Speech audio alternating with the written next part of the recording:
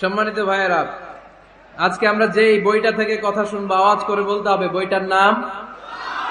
এই কোরআনে কোনো ভুল আছে, সন্দেহ আছে, সংশয় আছে?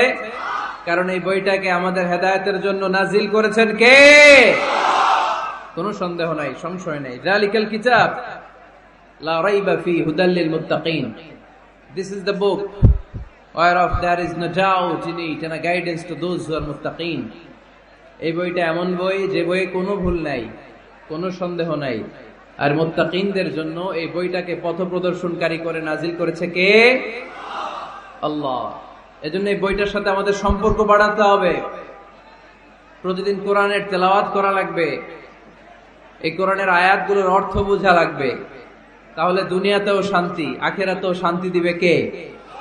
আমরা যেন কোরআনকে আমাদের সাথী বানাই, কোরআনকে আমাদের বন্ধু বানাই। এই কোরআন থেকে আজকে আমরা কথা শুনবো, সবাই আওয়াজ করে পড়েন ইনশাআল্লাহ। আজকের আলোচনার বিষয় হচ্ছে হ্যাপি কাপল, সুখী দম্পতি। স্বামী আর স্ত্রী কেমন করে একটা সুখী দাম্পত্য জীবন কোরআনের আলোকে, ইসলামের আলোকে গঠন করতে পারে, এ বিষয়ে কিছু কথা আজকের এই চমৎকার রজনীতে আমরা শুনবো ইনশাআল্লাহ। পড়েন। আপনারা বিয়ে করছেন তো সবাই নাকি? হ্যাঁ,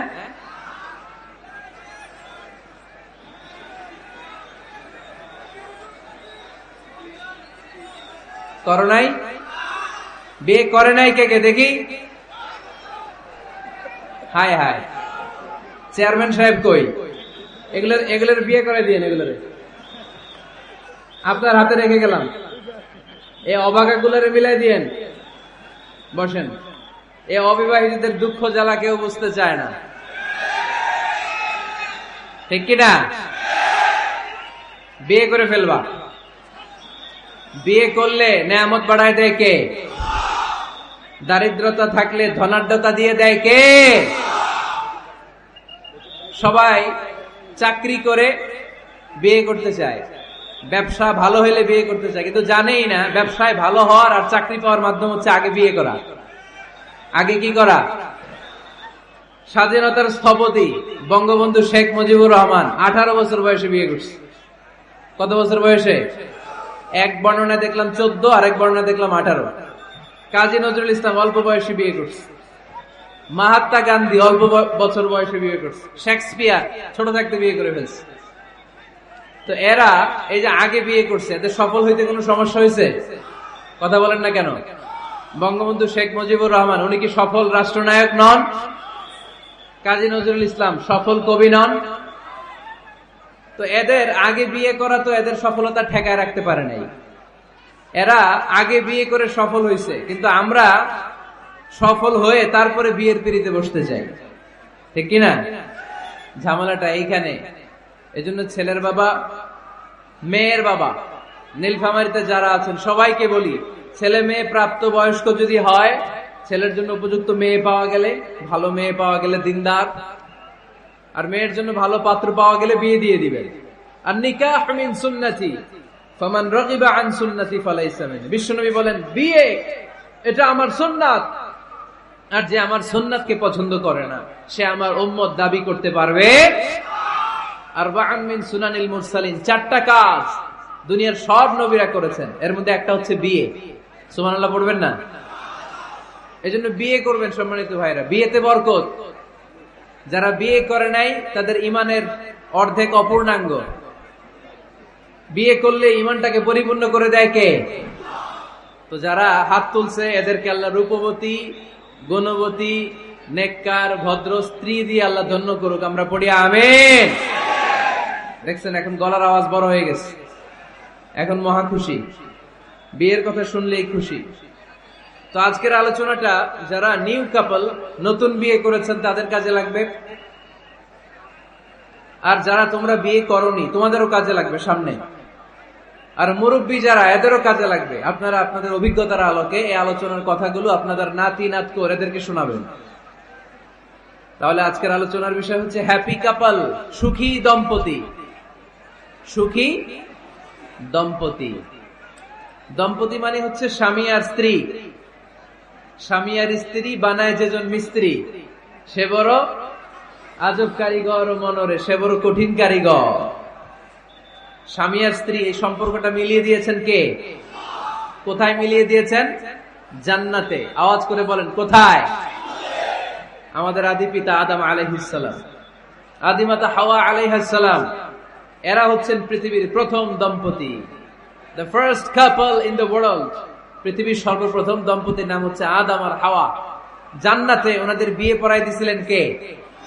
তার মানে বিয়ের সম্পর্কটা এটা জান্নাতি সম্পর্ক, এটা একটা চমৎকার সম্পর্ক।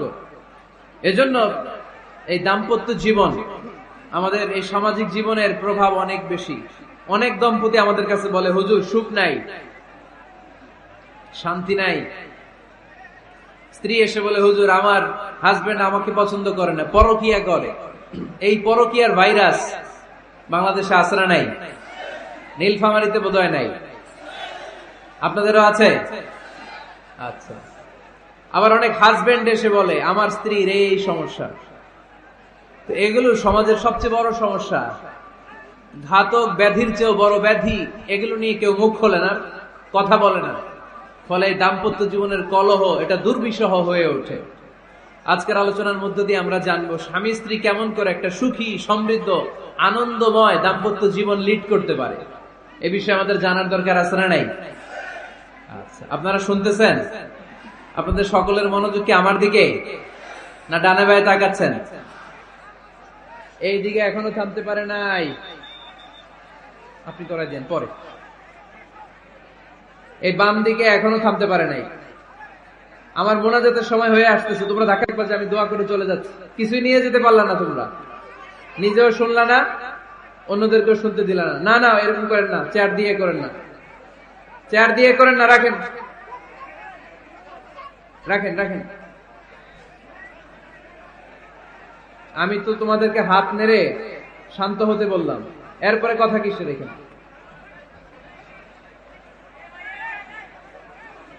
এভাবে আসলে আলোচনা করা যায় না। একজন আলোচক কোন একটা বিষয় নিয়ে যখন কথা শুরু করবে, ডানে বায়ে ধাক্কা ধাক্কি, চিৎকার, বিশৃঙ্খলার আওয়াজ যখন আলোচকের কানে আসে, উনি কথার খেই হারিয়ে ফেলে। এই যে আবার শুরু হয়েছে এখানে।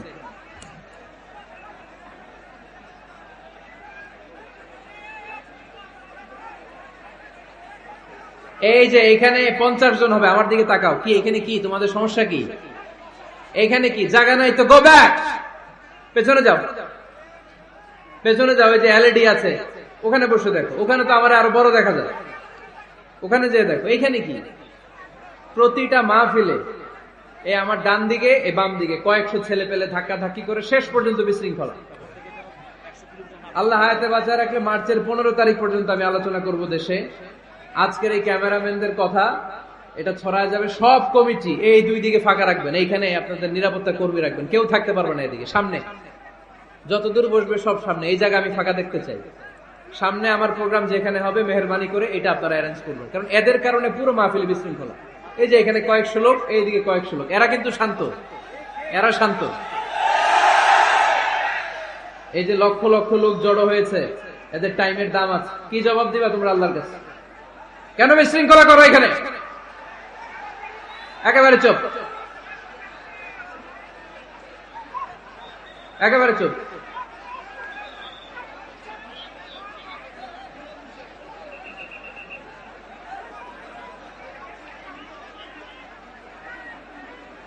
হ্যাঁ বসে যান, বসেন।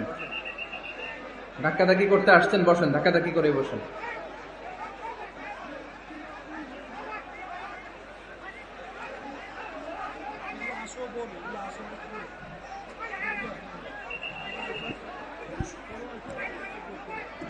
একটা তাফসির মাহফিলের একটা ভাব গাম্ভীর্যতা আছে, এখানে কোরআনের কথা হয়। এখানে এরকম বিশৃঙ্খলা করলে মাহফিলের সৌন্দর্যটাই নষ্ট হয়ে যায়। আওয়াজ হবে না, আওয়াজ হবে না। হ্যাঁ ঠিক আছে, বসে যান। ইশারায়, মুখে আওয়াজ করা যাবে না, ইশারায়।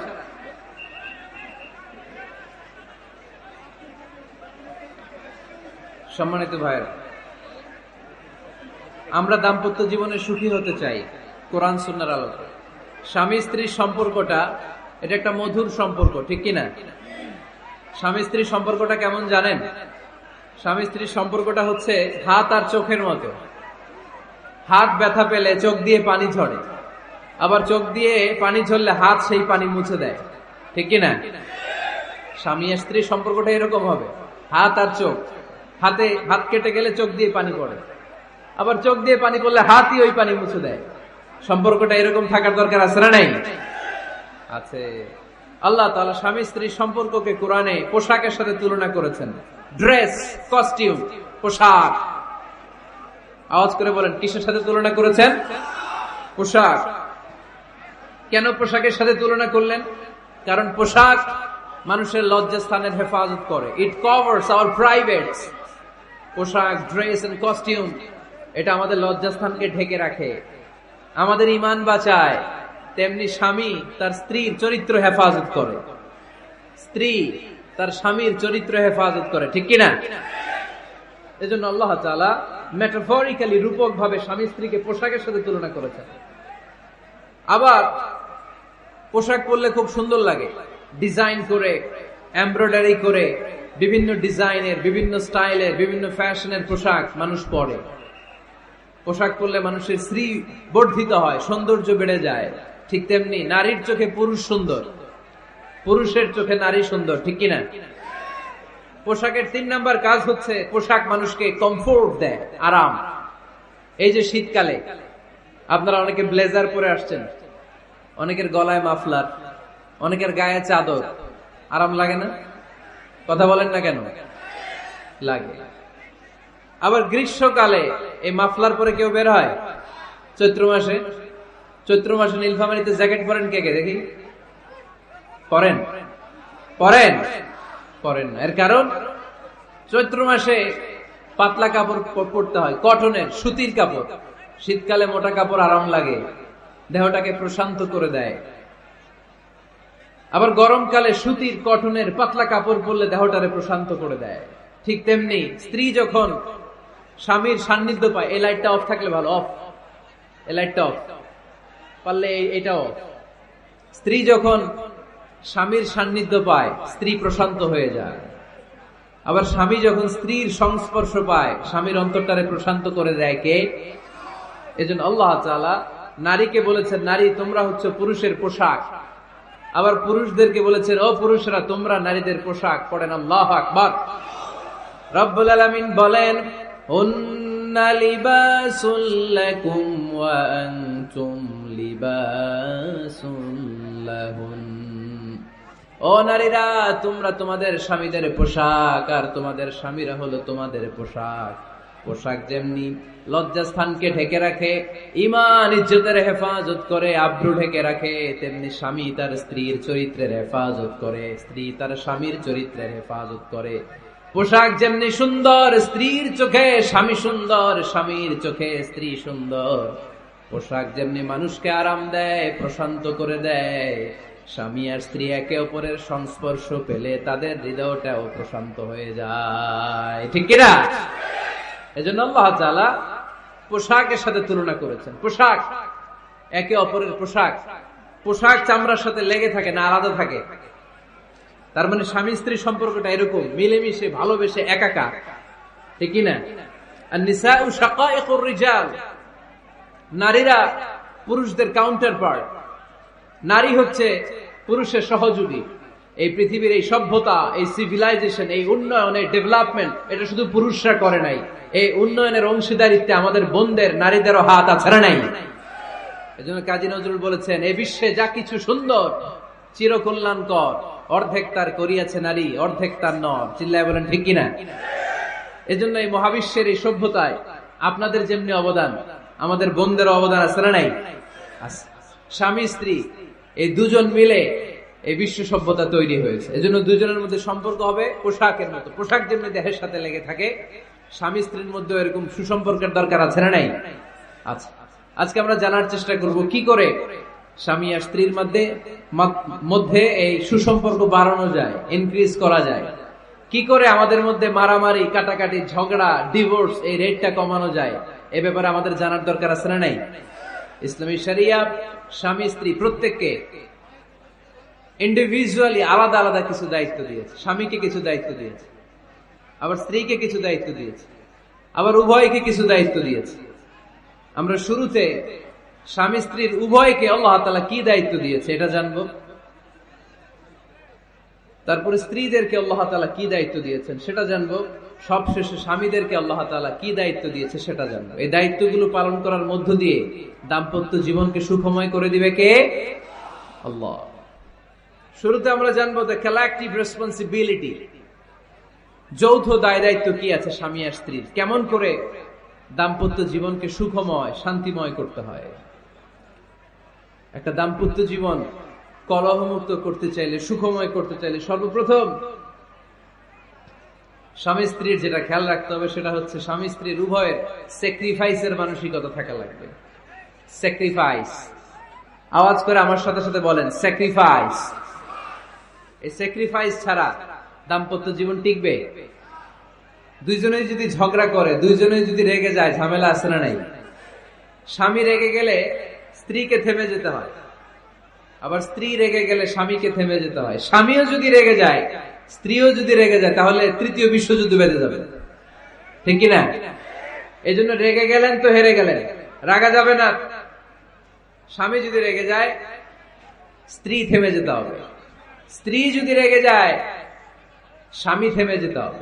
এটাই দাম্পত্য জীবনের সুখ আর সমৃদ্ধির মূল ফর্মুলা। স্যাক্রিফাইস করতে হবে। এর কারণ আপনি যদি দোষ খুঁজতে শুরু করেন, দোষ ছাড়া পৃথিবীতে মানুষ নাই, ঠিক কিনা?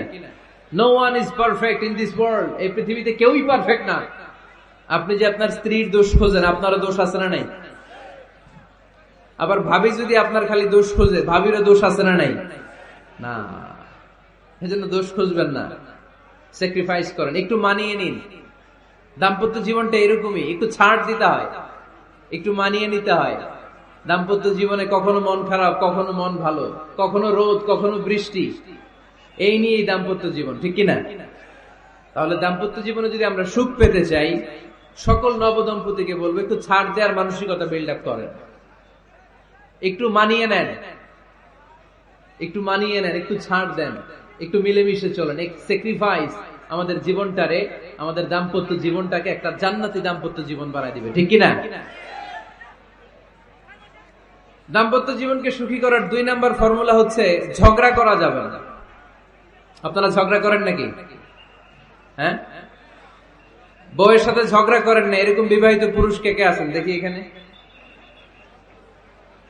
হাত তুলছে অনেকে। বিশ্বাস হয় আপনাদের? হ্যাঁ, অনেক ঝগড়া। হ্যাঁ, আচ্ছা, মেয়েরা বেশি করে? না না, এই মহিলা প্যান্ডেল আছে এদিকে, এদেরকে জিজ্ঞেস করলে বলবে সব দোষ আপনাদের, আর আপনারা দোষ দিচ্ছেন এদের। তো ঝগড়া করবেন না মেহরবানি করে, সম্মানিত ভাইরা, ঝগড়া করবেন না। কারণ এই ঝগড়া থেকে, সামান্য ঝগড়া থেকে অনেক সময় বিচ্ছেদের দিকে চলে যায় সম্পর্ক। ছোট্ট ঝগড়া থেকে যেতে যেতে ঝগড়া বাড়তে বাড়তে ডিভোর্সের দিকে গড়ায়, এরকম আছে না নাই? না, সামান্য ঝগড়া যদি বেঁধে যায়, শয়তান এটার মধ্যে বাতাস দেয়, এটারে বাড়াতে বাড়াতে শয়তান অনেক বড় করে। ইমানদারদের পরিবার ভেঙে গেলে শয়তান খুশি, আর ইমানদারদের পরিবার টিকে থাকলে আমার আল্লাহ খুশি। আমরা কার খুশি চাই? জোরে বলতে হবে, খুশি চাই কার? শয়তান সব সময় চায় ইমানদারদের ফ্যামিলি ভেঙে দিতে। Always he tries his level best to break down the relationship of a mu'min family. একজন ইমানদারের ফ্যামিলি কি করে ব্রেক ডাউন করে দেয়া যায়? যেন ঝগড়াই করবো না আমরা। আপনি ঝগড়া করলে ভাবি যেন ঠান্ডা থাকে, ভাবি ঝগড়া শুরু করলে আপনি ঠান্ডা থাকবেন। ঝগড়া করা যাবে না, কিন্তু ঝগড়া হয়ে যায় ফ্যামিলিতে, এটাকে চেক দিতে হবে। ঝগড়া নিয়ে অনেক মজার মজার গল্প আছে। একটা গল্প দিয়ে আজকে শুরু করি। এক লোক মাহফিল শেষ করে 11টার দিকে বাসায় ফিরেছে। তো বাসায় ঢোকার আগে তার ওয়াইফকে ফোন দিয়েছে। ফোন দিয়ে বলতেছে, এই মাহফিল শেষ, আমি কিন্তু বাসায় চলে আসতেছি, শুরু করার আগে তাড়াতাড়ি দরজাটা খুলো। তো স্ত্রী আবার রাতের খাবার স্বামীকে ছাড়া খায় না। তো স্ত্রী দরজা খুলে দাঁড়ায় আছে, স্বামী বেচারা আসছে। আসার পরে স্ত্রীকে বলতেছে, এই শুরু করার আগে রাতের খাবার দিয়ে দাও, খেয়ে নেই। তো স্বামী ওয়াশরুম থেকে ফ্রেশ ট্রেশ হয়ে আসছে, স্ত্রী বেচারিও ডাইনিং টেবিলে খাবার দিয়েছে। এবার স্বামীও খেতে বসেছে, স্ত্রীও খেতে বসেছে। স্বামী আবার বলতে আরম্ভ করছে, শুরু করার আগে ফ্যানটা ছাড়ো, খুব গরম লাগতেছে। এবার তো স্ত্রী রেগে মেগে আগুন, কি আসার পর থেকে শুরু করার আগে শুরু করার আগে শুরু করার আগে কি শুরু করার আগে? স্বামী বলতেছে, এই তো শুরু হয়ে গেল, এই শুরু হয়ে গেল। মানে কি? ঝগড়া। নীলফামারীর ভাইয়েরা, এটা শুরু করা যাবে না। শুরু করবেন আপনারা? ঝগড়া করবেন? আমাদের ফ্যামিলি গুলো থেকে ঝগড়াকে আজকে থেকে আমরা নো বলে দিলাম। মানে না, ঝগড়াকে কি বললাম? সবাই বলতে পারেন না, আওয়াজ করে বলেন, ঝগড়াকে আমরা কি বলবো? নো। ঝগড়া করা যাবে না। শয়তান ঝগড়া বাঁধাতে খুব উস্তাদ। সহিহ মুসলিমের হাদিস, ইন্না ইবলিসা ইয়াদাউ আরশাহু আলাল মা সুম্মা ইয়াবআসু সারায়াহু। ইবলিস তার সিংহাসন গেড়েছে সাগরের উপরে। ইবলিসের সিংহাসন কিসের উপরে? বিশাল বড় সাগর আর মহাসাগরের উপরে ইবলিস শয়তান তার সিংহাসন নিয়ে বসা। প্রতিদিন সকালবেলায় শয়তানগুলোরে মানব রাজ্যে পাঠিয়ে দেয়, যা তোরা মানব রাজ্যে চলে যা, যে মানুষকে ওয়াসওয়াসা দেয়, ওয়াসওয়াসা দিয়ে খারাপ কাজ করা। সারাদিন খারাপ কাজ করার পরে কি কি ওয়াসওয়াসা দিল, কি কি খারাপ কাজ মানুষের মধ্যে ঘটালো, সন্ধ্যাবেলায় সব শয়তানে সেই ইবলিসকে বয়ান শোনায়। সন্ধ্যাবেলায় শয়তানগুলো এসে বলে, আমি এক লোককে দিয়ে মিথ্যা কথা বলিয়েছি। আরেক শয়তান বলে, আমি নামাজ কাজা করিয়েছি এক আল্লাহর বান্দাকে দিয়ে। আরেকজন বলে, আমি ওজনে কম দিয়েছি। আরেকজন বলে, আমি সুদের ব্যবসার মধ্যে টাকা লাগানোর ব্যবস্থা করে দিয়েছি। এক একজন এক একটা ওয়াসওয়াসা দিয়ে আল্লাহর মুমিন বান্দাদেরকে ধোঁকা দিয়েছে। এগুলোর ফিরিস্তি এসে সব শয়তানেরা ইবলিসকে শোনায়, কিন্তু কোনো কথাতে ইবলিসের মন ভরে না। কোন শয়তান এসে বলে, আমি তো এমন মদের আড্ডাখানায় নিয়ে গেছি আল্লাহর বান্দাদেরকে, এগুলো নামাজই পড়ে নাই, খালি মদ খেয়েছে। আবার কিছু শয়তান এসে বলে, আমি ক্যাসিনোতে নিয়ে গেছি, ওখানে খালি জুয়া খেলছে। আবার কিছু শয়তান এসে বলে, আমি বাজারের মধ্যে ফরমালিনের এই ওয়াসওয়াসা ঢুকাই দিছি। একটার পর একটা শয়তানি ফিরিস্তি তারা ইবলিসকে শোনায়, কিন্তু কোন কাজই ইবলিসের মন ভরাতে পারে না। একজন এসে বলে, আনা মা তারাকতুহু বাইনার রাজুলি ওয়া ইমরাআতিহি হাত্তা ফাররাকতু। আমি একজন ইমানদার নারী পুরুষের মধ্যে ঝগড়া লাগাইয়া ওই ঝগড়া বাড়াতে বাড়াতে বাড়াতে বাড়াতে তালাক পর্যন্ত নিয়ে গেছে। নাউজুবিল্লাহ পড়বেন না? শয়তান এবার তার উপর খুশি হয়ে যায়। সব শয়তানগুলোকে ঠেলে ইবলিস এই শয়তানকে কাঁধে তুলে নাচতে শুরু করে দেয়। কারণ মুমিন বান্দার সংসার যদি ভেঙে যায় শয়তান খুশি হয়ে যায়, আর মুমিন বান্দার সংসার টিকে থাকলে খুশি হয়ে যায় কে? এজন্য নীলফামারীর ভাইরা, ঝগড়া করা যাবে না। দাম্পত্য জীবনকে সুখী করতে চাইলে ঝগড়াকে আমরা নো বলে দিব। ঝগড়া অনেক সময় হবে, কিন্তু এটাকে বাড়তে দেয়া যাবে না, এটাকে আমরা স্পেস দিব না, ওইখানে থামায় দিতে হবে। রাজি আছেন তো সবাই? আল্লাহ রাসূল সাল্লাল্লাহু আলাইহি ওয়াসাল্লামের ফ্যামিলিতে ঝগড়া হতো। আম্মা জান আয়েশা রাদিয়াল্লাহু তাআলা আনহার সাথে আল্লাহ রাসূল সাল্লাল্লাহু আলাইহি ওয়াসাল্লামের ঝগড়া হতো, হাদিসে পাওয়া যায়। কিন্তু এগুলো ছিল মধুর ঝগড়া, সুন্দর ঝগড়া। সুবহানাল্লাহ পড়েন। আল্লাহর হাবিব বলেন, ইয়া আয়েশা ইন্নী লা আ'লামু ইযা কুনতি আন্নী রাদিয়া ওয়া ইযা কুনতি আলাইয়া গাদবা। ও আয়েশা, তুমি কখন আমার উপর রেগে থাকো সেটাও আমি বুঝি, আবার কখন খুশি থাকো সেটাও বুঝি। আম্মা জানা এসে বললেন, ইয়া রাসূলুল্লাহ, ইয়া হাবিবাল্লাহ, কেমন করে আপনি বুঝেন যে আমি আপনার উপর রেগে আছি, আবার কেমন করে আপনি বুঝেন আমি আপনার উপর সন্তুষ্ট আছি? বিশ্বনবী বললেন, আয়েশা, তুমি যখন আমার উপরে খুশি থাকো, আমার উপর যখন তুমি রাজি থাকো, তখন তুমি দোয়ার সময় এইভাবে দোয়া করো, ওয়া রাব্বি মুহাম্মাদ, মুহাম্মাদের রব, আপনি আমাদের সব গুনাহগুলো মাফ করে দেন। আর যখন তুমি আমার উপর রেগে থাকো, তখন তুমি আমার নামটা মুখ দিয়ে উচ্চারণ করো না। ও আয়েশা, তখন তুমি দোয়ার সময় বলতে থাকো, ওয়া রাব্বি ইব্রাহিম, ইব্রাহিমের রব, আপনি আমাদের সব গুনাহগুলো মাফ করে দেন। যখন তুমি খুশি তখন আমার নামটা মুখে নাও, যখন তুমি আমার উপর রেগে থাকো তখন তুমি আমার নামটা মুখে নিতে চাও না। আম্মা জান আয়েশা বললেন, ইয়া রাসূলুল্লাহ, ইয়া হাবিবাল্লাহ, মা আহজুরু ইল্লা ইসমাক, আমি শুধু আমার মুখ থেকে আপনার নামটারে সরায় রাখি, আমার হৃদয় থেকে কোনোদিন আপনারে সরাতে পারি না। মা আহজুরু ইল্লা ইসমাক, নবী হে, আমি তো শুধু মুখ থেকে আপনার নামটারে বাদ দেই, আমার হৃদয় থেকে তো আপনারে বাদ দিতে পারি না। আমার হৃদয় পুরোটা জুড়ে শুধু আপনি আর আপনি। চিল্লায় পড়েন আল্লাহু আকবার। তার মানে আম্মাজান আয়েশাও আল্লাহ রাসূল সাল্লাল্লাহু আলাইহি ওয়াসাল্লামের উপর রেগে থাকতেন মাঝে মাঝে, বিশ্বনবী মাঝে মাঝে রাগ করতেন। একবার খুব বেশি রাগারাগি হয়ে গেল, অনেক ঝগড়া হয়ে গেল। এবার আল্লাহ রাসূল সাল্লাল্লাহু আলাইহি ওয়াসাল্লাম খেয়াল করলেন না, এত ঝগড়া তো করা ঠিক হবে না। তখন আল্লাহর হাবিব সাল্লাল্লাহু আলাইহি ওয়াসাল্লাম বললেন, আয়েশা চলো মিটমাট করি। কি করি? হ্যাঁ, মিউচুয়াল করি না, মিটমাট। এই যে ঝগড়া লাগলে আবার যে মিলায় দেয়, এটার কি বলেন আপনারা নীলফামারীতে? মিটমাট। আল্লাহর হাবিব সাল্লাল্লাহু আলাইহি ওয়াসাল্লাম বললেন, আয়েশা চলো আমরা মিটমাট করি, আমরা আর ঝগড়া না করি। আম্মাজান আয়েশা বললেন, ঠিক আছে চলেন মিটমাট করি। বিষ্ণু বললেন, ঠিক আছে একজনকে নিয়ে আসি যে দুজনের মাঝে মিটমাট করাই দিবে। কারে নিয়ে আসবো? ওমরে ফারুককে নিয়ে আসি। আম্মাজান আয়েশা বলে, না, ওমরও গালিদ, ওমরের মেজাজ গরম, আমার ভয় লাগে। সুবহানাল্লাহ পড়বেন না? বিষ্ণু বললেন, তাহলে তোমার আব্বারে নিয়ে আসি। কই নিয়ে আসেন, আব্বারে খুব ভাল লাগে। বিষ্ণু বললেন, ঠিক আছে তোমার কথাই রইল, ওমরকে ডাকবো না, তোমার আব্বা আবু বকরকে নিয়ে আসবো। বিশ্বনবী মিটমাট করার জন্য সাইয়েদনা আবু বকর রাদিয়াল্লাহু তাআলা আনহুকে ডেকে নিয়ে আসলেন। সাইয়েদনা আবু বকর রাদিয়াল্লাহু তাআলা আনহু ঘরে ঢুকলেন। বিশ্বনবী বললেন, আয়েশা আমার আর তোমার মাঝে কি নিয়ে ঝগড়া হয়েছে? কথাটা কি তুমি বলবা নাকি আমি বলবো? আম্মা জান আয়েশা বলেন, আপনিই বলেন, তবে মিথ্যা বললেন না, যা ঘটছে ওইটাই বললেন। ওয়ালা তাকুলিল্লা হাক্কান, যেটা সত্য ওইটাই বলবেন, অন্য কিছু বলবেন না। আবু বকর রাদিয়াল্লাহু তাআলা আনহু তো শুনে রেগে মেগে আগুন। কি এত বড় সাহস, বিশ্বনবীর সামনে দাঁড়িয়ে তুমি এভাবে কথা বলো? এই আদব শিক্ষা দিয়েছি তোমাকে আমি। রেগে গেলেন। বিশ্বনবী কি সত্য ছাড়া মিথ্যা কিছু বলবেন? রেগে মেগে চিৎকার করে মেয়ের গালের মধ্যে দিলেন এক চপেটাঘাত। এক থাপ্পড় খেয়ে আম্মা জান আয়েশা উল্টায় পড়লেন।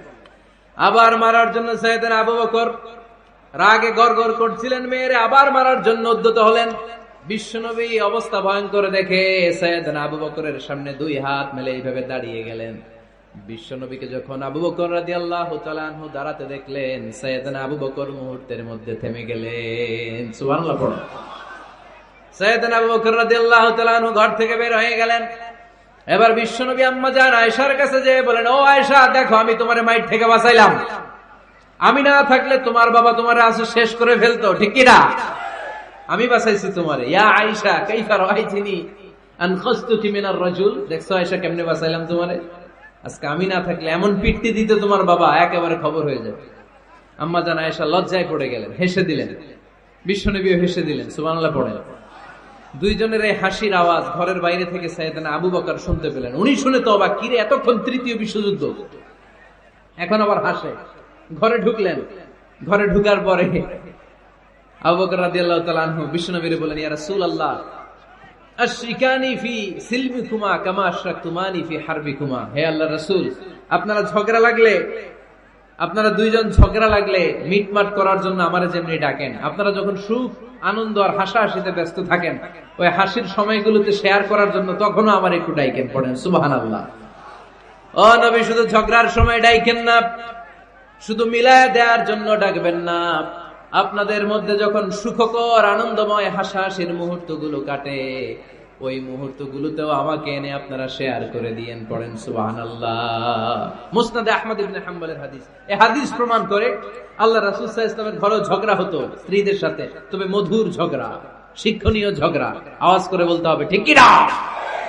এজন্য ঝগড়া হবে, কিন্তু ঝগড়াকে বাড়তে দেয়া যাবে। তাহলে দাম্পত্য জীবন সুখময় করতে চাইলে 1 নম্বরে স্যাক্রিফাইস, 2 নম্বরে ঝগড়াকে আমরা কি বলে দিছি আজকে? বলে গেছি। ঝগড়াকে কি বলবো? নো। তাসলিমা নামে একটি মেয়ে হারিয়ে গেছে। ওসি সাহেব বলেছেন পিছনে পুলিশের কাছে যদি পাঠায় দিতে পারেন ভালো হয়। ছোট্ট মেয়ে দেখলে জিজ্ঞেস করবেন তোমার নাম কি, যদি বলে তাসলিমা, 6 বছর বয়স, ওকে পাঠায় দিবেন। 3 নাম্বার, দাম্পত্য জীবন সুখময় করতে চাইলে দাম্পত্য জীবনের কোনো গোপন কথা কারোর সাথে শেয়ার করা যাবে না। এটা কবিরা গুনাহ, এটাকে হারাম বলে ঘোষণা দিয়েছে কে? এটাকে বিষ্ণু বলেছেন আযমুল আমানা। স্বামী স্ত্রীর মধ্যে যে অন্তরঙ্গ মুহূর্ত কাটে, এই মুহূর্তগুলোর কথা কারোর সাথে শেয়ার করা যাবে? নীলফামারীর যুবক ভাইরা চিল্লায় বলে, এগুলো শেয়ার করা যাবে? বিষ্ণু বললেন, খবরদার, এটা আযমুল আমানা। স্বামীর সবকিছু স্ত্রীর কাছে আমানত, স্ত্রীর সবকিছু স্বামীর কাছে আমানত। আবার বিষ্ণু বলেছেন, যারা স্বামী স্ত্রীর গোপন দাম্পত্য জীবনের কথা অন্যের কাছে শেয়ার করে দেয়, তারা হলো আশারুন নাস, পৃথিবীর মধ্যে সবচাইতে নিকৃষ্ট মানুষ। এরা নিকৃষ্ট, এদের চাইতে নিকৃষ্ট আর কেউ হতে পারে না। উলাইকা কাল আনআম বাল হুম আদাল, এরা পশুর চাইতেও নিকৃষ্ট, যারা স্বামী স্ত্রীর প্রাইভেট কথা, পার্সোনাল কথা মানুষের কাছে বলে বেড়ায়। আর সিবাউ হারাম, এই গোপনীয় সব কথাগুলোকে অন্যের কাছে প্রকাশ করা হারাম করেছে কে? চিল্লায় বলতে হবে কে? তাহলে খবরদার, নিজেদের দাম্পত্য জীবনের কোনো কিছু অন্যের সাথে শেয়ার করবেন না। আমাদের বোনরা অনেক সময় একসাথে বসলে পেটের কথা, পিঠের কথা সব বলে ফেলায়, আছে না নাই? না বোনেরা, সব শেয়ার করলেও আপনাদের দাম্পত্য জীবনের কোনো কথা কখনো কারোর সাথে শেয়ার করতে পারবেন না। 4 নম্বর ফর্মুলা হচ্ছে অহেতুক সন্দেহ পরিহার করতে হবে। অনেক স্ত্রী আছে স্বামীরে খালি সন্দেহ করে, আছে না নাই? নীলফামারীতে এই সমস্যা নাই, আছে? এই যে ভুক্তভোগী পাওয়া গেছে, আছে না নাই? আছে, খালি সন্দেহ করে। এই তুমি ওদিকে তাকাইলে কেন, ওই বেডের দিকে তাকাইলে কেন, এই তোমার মোবাইল দাও, কারে ফোন দিলা দেখি, এই ফেসবুকের পাসওয়ার্ড দাও দেখি কি করছে, দেখি মেসেঞ্জারে কার সাথে চ্যাটিং করছে, আছে না নাই? এই যে অহেতুক সন্দেহ আপনার ফ্যামিলিটারে জাহান্নামের টুকরা বানায় দিবে। আবার অনেক স্বামী আছে স্ত্রীকে খালি সন্দেহ করে, এদিকে তাকালে সন্দেহ করে, ওদিকে তাকালে সন্দেহ করে, বাসায় থাকলেও সন্দেহ, বাইরে গেলেও সন্দেহ, এরকম আছে না নাই? না, অহেতুক সন্দেহ এটা পরিহার করবেন। এই সন্দেহ খুব খারাপ জিনিস। আমি ব্যক্তিগতভাবে অনেক কেস এরকম হ্যান্ডেল করেছি। এসে বলে হুজুর খালি সন্দেহ করে, এটা একটা রোগ। এটা কি? আপনার ফ্যামিলিটারে শেষ করে দেবে। এজন্য অহেতুক সন্দেহ পরিহার করবেন। হ্যাঁ, সত্যি যদি পরকীয়ার কোনো ঘটনা ঘটে থাকে ওটা নিয়ে বসেন, ফেস টু ফেস কথা বলেন, ফ্যামিলি মিটিং করেন, সরাসরি সেটেল করার চেষ্টা করেন। কিন্তু অহেতুক সন্দেহ একটা রোগ। এই রোগ থেকে আল্লাহ তুমি দাম্পত্য জীবনকে বাঁচাও, আমরা আওয়াজ করে পড়বো আমিন। 5 নাম্বার, স্বামী স্ত্রী একে অপরকে আল্লাহর বিধান স্মরণ করায় দিবে। স্বামী যদি ফজরের সময় ঘুমায় থাকে, স্ত্রীর ডেকে দেওয়ার দরকার আছে না নাই? আবার স্ত্রী যদি ঘুমায় থাকে, স্বামীর ডেকে দেওয়ার দরকার আছে না নাই? কোন স্বামী যাবে জান্নাতে, তার স্ত্রী যাবে জাহান্নামে, আবার স্ত্রী হবে জান্নাতি, স্বামী যাবে জাহান্নামে। এরকম আমরা চাই নাকি? আমরা যখন জান্নাতে যাব, আমার স্ত্রীর হাত ধরে একসাথে জান্নাতে ঢুকতে চাই, ঠিক কিনা? আবার আমার স্ত্রী যখন জান্নাতে যাবে, সে একা ঢুকতে পছন্দ করবে? এজন্য আমরা দুনিয়াতে যেমনি এক ছাদের নিচে, এক জায়গায়, এক বাড়িতে, জান্নাতেও আমরা এক বাড়িতে থাকতে চাই। আওয়াজ করে বলতে হবে ঠিক কিনা? এই জন্য গবেষকরা বলেছে স্বামী স্ত্রীর ভালোবাসাটাকে তারা বলে লাভ পিরামিড। কি পিরামিড? লাভ পিরামিড। এই ত্রিভুজ আকৃতি। কিরে ভাই? আচ্ছা, লাভ পিরামিড, ত্রিভুজ আকৃতি, ট্রায়াঙ্গেল। আপনারা ত্রিভুজ চিনেন? কথা কয় না। ত্রিভুজের কয় কোণা? কয় কোণা? 3 কোণা। এই যে এরকম, তাই না? এই জন্য স্বামী স্ত্রীর ভালোবাসাটাকে বলে লাভ পিরামিড। উপরে এরকম সমুচার মতো না, উপরে থাকে আল্লাহ, আর ডানে স্বামী, বায়ে স্ত্রী। এই 2 কোণায় স্বামী স্ত্রী, আর উপরের কোণায় আল্লাহ। স্বামী স্ত্রী যদি আল্লাহর আনুগত্যের দিকে যেতে চায়, যতই তারা, the couple come to Allah, they come closer to each other. তারা যদি আল্লাহর কাছাকাছি যায়, তারা নিজেরাও কাছাকাছি হয়, ঠিক কিনা? তারা আল্লাহর কাছে যেতে যেতে যেতে যেতে আল্লাহর ইবাদতে যদি একেবারে আল্লাহর কাছে চলে যায়, তারা নিজেরাও কাছাকাছি চলে যায়, ঠিক কিনা? আর তারা আল্লাহর আনুগত্য থেকে যত দূরে সরে, যত দূরে সরে, তারা নিজেরাও নিজেদের থেকে তত দূরে সরে পড়ে। চিল্লায় বলেন ঠিক কিনা? লাভ পিরামিড এটা। এজন্য the closer the couple comes to Allah, the closer the couple comes to each other.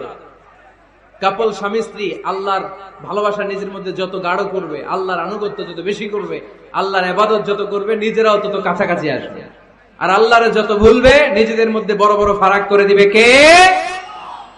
তাহলে এই 5টা বিষয় স্বামী স্ত্রীর উভয়ের উপর বর্তায়। এগুলো মেনে চললে দাম্পত্য জীবনকে সুখময় করে দিবে কে? আল্লাহ। এবার আমরা শুনবো আমাদের বোনদেরকে। যে ডান দিকে আমি শুনলাম আমাদের বোনদের বিশাল প্যান্ডেল, আছে না নাই? আচ্ছা, আজকে বোনদের দিয়ে শুরু করি। স্ত্রীদেরকে আল্লাহ কি দায়িত্ব দিয়েছে একটা ফ্যামিলিকে সুন্দর করতে, একটা দাম্পত্য জীবনকে সুন্দর করতে? স্ত্রীর 1 নম্বর দায়িত্ব হচ্ছে she should make a comfort to her husband. স্ত্রীর উচিত স্বামীর জন্য ঘরটাকে প্রশান্তির নীড় বানিয়ে রাখা। কি বানিয়ে রাখা? প্রশান্তির নীর। স্ত্রী হওয়া উচিত এমন যাকে দেখলে স্বামীর চোখ জুড়ায়, স্বামীর প্রাণ জুড়িয়ে যায়, স্বামীর হৃদয়টা ঠান্ডা হয়ে যায়, ঠিক কিনা? আর স্ত্রীর দিকে তাকালে যদি মেজাজ গরম হয়ে যায়, মেজাজ খিটখিটে হয়ে যায়, ঝামেলা আছে না নাই? ঝামেলা আছে। এজন্য মেহরবানি করে আমাদের বোনরা যারা, এমন কোন কাজ করবেন না যেটা স্বামীর মেজাজকে খিটখিটে করে দেয়। কারণ আল্লাহ তাআলা আপনাদেরকে তৈরি করেছে লিতাসকুনু ইলাইহা, স্বামী আপনার কাছে গেলেই যেন তার হৃদয়টা প্রশান্ত হয়ে যায়, ঠিক কিনা? অনেক স্ত্রী আছে না জেনে না বুঝে স্বামীর সাথে এমন খিটখিটে মেজাজ দেখায় যেটা স্বামীর জন্য মেনে নেওয়া কষ্টকর, কারণে হার্ট অ্যাটাক করে মারা যায়। আছে না নাই? এই তো ভুক্তভোগী পাওয়া গেছে। স্বামীর জন্য একটা ত্রাস হয়ে দাঁড়ায় স্ত্রী, ত্রাস। অনেক স্বামী আছে স্ত্রীর এরকম আচরণের কারণে, অতিরিক্ত প্রেসার ক্রিয়েট করার কারণে স্ত্রীদেরকে ভয় পায়। অবশ্য নীলফামারীর কোন স্বামী তার স্ত্রীরে ভয় পায় না। ভয় পায়? স্ত্রীরে ভয় পান কে কে দেখি?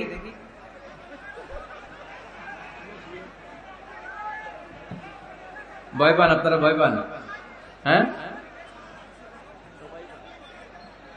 এক অফিসের বড় সাহেব তার স্ত্রীরে খুব ভয় পায়, প্রচন্ড ভয় পায়। তো সে মনে মনে ভাবলো, দেখি আমার অফিসের যারা স্টাফ আছে, ম্যানেজাররা আছে, এরা কতটুকু ভয় পায়, এরা ভয় পায় কিনা। তো একদিন সকালবেলা অফিসের সব স্টাফ গুলোর একসাথে দাঁড় করায় বলতেছে, এই আপনারা যারা যারা আপনাদের স্ত্রীদেরকে ভয় পান তারা ডান দিকে যান, আর যারা স্ত্রীকে ভয় পান না এরা বাম দিকে যান। অফিসের সব কর্মচারী ডান দিকে চলে গেছে, সবাই ভয় পায়, একজন শুধু বাম দিকে। বাম দিকে কয়জন? ভয় পায় না। আর যারা ভয় পায় এরা ডান দিকে, ডান দিকে সবাই। তো বড় সাহেব ভাবছে, আলহামদুলিল্লাহ আমার অফিসে একজন হইলেও বীর পুরুষ আছে। তো বীর পুরুষের কাছে যে বলে, ঘটনা কি, আপনি মোটেও ভয় পান না? কয়, স্যার প্রতিদিন অফিস করার জন্য যখন ঘর থেকে বের হয় আমার বউ আমারে বলে দেয়, খবরদার সবাই যেদিকে যায় তুমি কিন্তু ওইদিকে যাইবা না, সবাই যেদিকে যায় তুমি ওইদিকে গেলে খবর আছে। বড় সাহেবকে খবরদার, এটা তো আরো ডরায়, ঠিক কিনা? এজন্য বোনদেরকে বলবো, লিতাসকুনু ইলাইহা, এমন ভাবে আপনি আপনার স্বামীর সামনে নিজেকে প্রেজেন্ট করেন যাকে আপনাকে দেখলে আপনার স্বামীর চোখ জুড়িয়ে যায়, হৃদয়টা প্রশান্ত হয়ে যায়, আপনাকে দেখলেই আপনাকে ভালোবাসতে মনে চায়, ঠিক কিনা? এজন্য রব্বুল আলামিন বলেন, আমি নারীদেরকে তৈরি করেছি লিতাসকুনু ইলাইহা, যেন পুরুষেরা স্ত্রীদের সংস্পর্শ যখন পায় পুরুষদের হৃদয়টারে প্রশান্ত করে দেয় কে? রব্বুল আলামিন বলেছেন, খাদিজার জন্য জান্নাতে আমি এমন একটা ঘর বানিয়েছি যেই ঘরের মধ্যে কোনো বিশৃঙ্খলা নাই। খাদিজার জন্য জান্নাতে এমন একটা প্রাসাদ আমি বানিয়েছি যেই প্রাসাদের মধ্যে কোনো আওয়াজ নাই, কোনো কোলাহল নাই, কোনো বিশৃঙ্খলা নাই। কারণ খাদিজা আমার নবীকে এমন একটা ঘর উপহার দিয়েছে যেই ঘরের মধ্যে কোনো বিশৃঙ্খলা ছিল না, আওয়াজও ছিল না। পড়েন সুবহানাল্লাহ। আল্লাহ রাসূল যখন সারাদিন কাফেরদের মাঝে কোরআনের দাওয়াত দিতেন, কোলাহল মারামারি জীবনের ঝুঁকি নিয়ে মক্কার কুরাইশদের মাঝে যখন দাওয়াত দিতেন, সব বিশৃঙ্খলা ঝামেলা গোলমাল শেষ করে রাতের বেলায় যখন খাদিজার ঘরে বিশ্বনবী ঢুকতেন, বিশ্বনবীর হৃদয়টারে প্রশান্ত করে দিত কে? আম্মাজান খাদিজা বিশ্বনবী সাল্লাল্লাহু আলাইহি ওয়াসাল্লামের জন্য এমন ঘর উপহার দিয়েছেন যেই ঘরে বিশ্বনবী আসলে বিশ্বনবীর হৃদয়টা ঠান্ডা হয়ে যেত। সুবহানাল্লাহ পড়ে।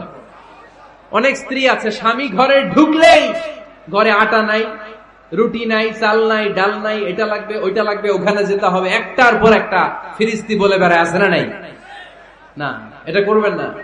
আপনার কি লাগবে এই সব দায় দায়িত্ব আল্লাহ তাআলা স্বামীকে দিয়েছে, স্বামীকে জানাবেন। তবে ধীরে সুস্থে, ধীরে সুস্থে স্বামীর জন্য ঘরটাকে এমন করে রাখতে হবে যেন ঘরে ঢুকলেই স্বামীর হৃদয়টারে প্রশান্ত করে দেয় কে? এজন্য স্ত্রীর প্রথম দায়িত্ব ঘরটারে প্রশান্তির নীর বানানো।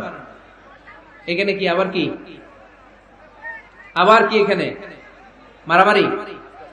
দুই দল নাকি?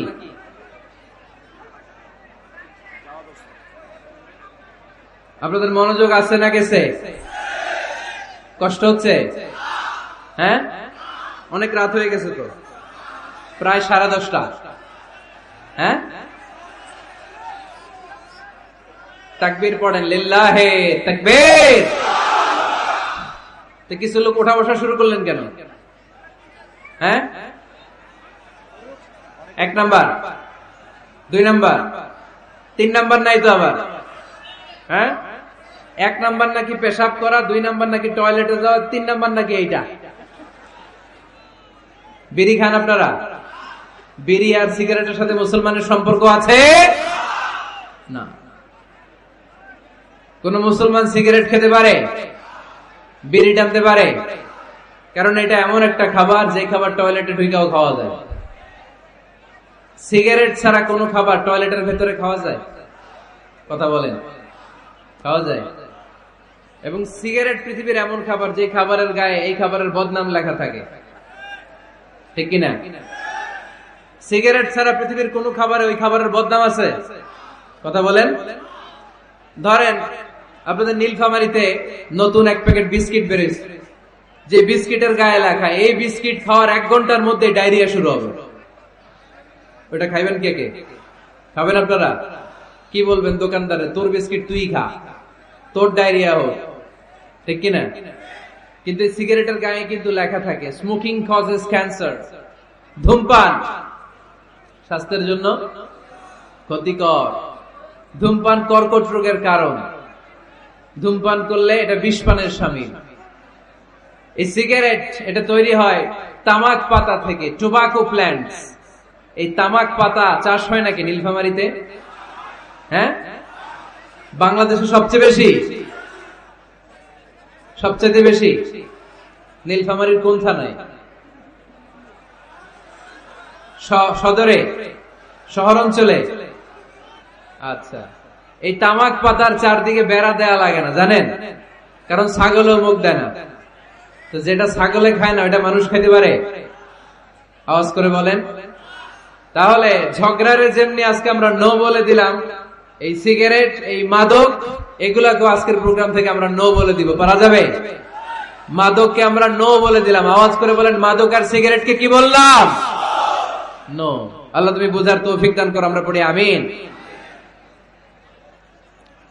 একটা সুখী দাম্পত্য জীবনের জন্য স্ত্রীর 2 নাম্বার দায়িত্ব হচ্ছে স্বামীকে ইন্সপায়ার করা, স্বামীকে সাহস যোগানো, পিছন থেকে ড্রাইভিং পুশের মতো কাজ করা।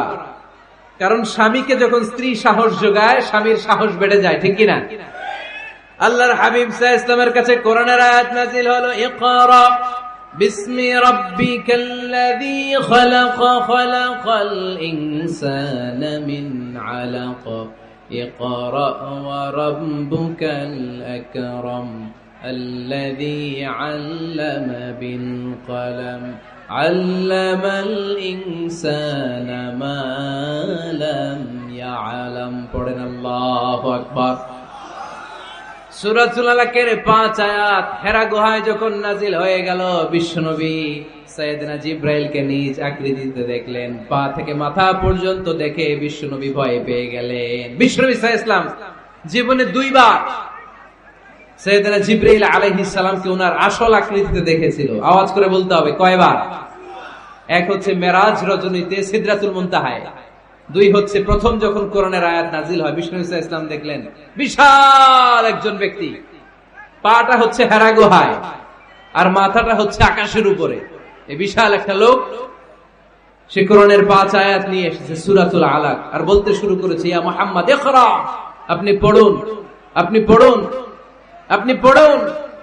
3 বার পড়ার আদেশ করার পরে বিষ্ণু সাল্লাল্লাহু আলাইহি ওয়াসাল্লাম পড়তে আরম্ভ করলেন, ইকরা বিসমি রাব্বিকাল্লাযী খালাক, খালাকাল ইনসানা মিন আলাক, ইকরা ওয়া রাব্বুকাল আকরাম, আল্লাযী আল্লামা বিল কলম, আল্লামাল ইনসানা মা লাম ইয়ালাম। বিষ্ণু সাল্লাল্লাহু আলাইহি ওয়াসাল্লাম পড়তে আরম্ভ করলেন। প্রথম কোরআনের আয়াত যখন নাজিল হয়ে গেল, বিষ্ণু সাল্লাল্লাহু আলাইহি ওয়াসাল্লাম ভয় পেয়ে গেলেন। হাত নাড়াচ্ছেন কেন আপনারা? হ্যাঁ, কি স্ক্রিনে দেখা যায়? আহারে কি আনন্দ আকাশে বাতাসে, সবাই খুশির ঠেলায়, খুশিতে আনন্দে ঠেলায় না? আল্লাহর হাবিব সাল্লাল্লাহু আলাইহি ওয়াসাল্লাম ভয় পেয়ে গেলেন। আপনাদের মনোযোগ তো নাই মনে হচ্ছে, তা হাত নাড়াচ্ছেন কেন? এদিকে তাকায়। খরগোশের কানের মতো কান দুইটারে খাড়া করা। কোরআনের আয়াত যখন নাজিল হলো, আল্লাহ রাসূল সাল্লাল্লাহু আলাইহি ওয়াসাল্লাম ভয় পেয়ে গেলেন।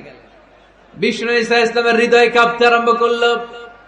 কোরআনের 5 আয়াত নিয়ে হেরা গুহা থেকে বিশ্বনবী আম্মা জান খাদিজাতুল কুবরা রাদিয়াল্লাহু তাআলা আনহার কাছে চলে আসলেন। এসে ডেকে বললেন, খাদিজা জাম্মিলুনি জাম্মিলুনি, কম্বল দিয়ে তুমি আমারে চাপা দাও, আমার ভয় লাগছে, মনে হয় আমি বাঁচব না। আম্মাজান খাদিজা বললেন, কি হয়েছে আপনার? বিশ্বনবী বললেন, বিশাল বড় একটা লোক কোরআনের 5 আয়াত নিয়ে এসেছে। ওই লোকের পা হেরা গুহার মধ্যে, মাথাটা আকাশের উপরে, এত বিশাল সত্তা, বিশাল কোন মানুষ জীবনে আমি দেখি নাই। এসে সে পরিচয় দিয়েছে সে নাকি জিব্রাইল ফেরেশতা। বিশ্বনবী বললেন, মনে হয় আমি বাঁচবো না, আমার জ্বর চলে এসেছে, আমার হৃদয়ের মধ্যে কাঁপুনি শুরু হয়েছে, তুমি আমারে কম্বল দিয়ে চাপা দাও। আম্মাজান খাদিজা বললেন, ও নবী, ভয় পাবেন না, আমার আল্লাহ কোনদিন আপনারে অপমান করবেন না। সুবহানাল্লাহ পড়েন। ওয়াল্লাহি ওয়াল্লাহি লা ইউখজিক আল্লাহু আবাদা।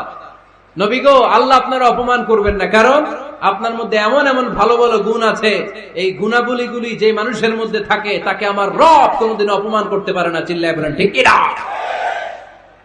নবী হে, ইন্নাকা লা তাসিলুর রাহিমা, আপনি আত্মীয়তার সম্পর্ক বজায় রাখেন।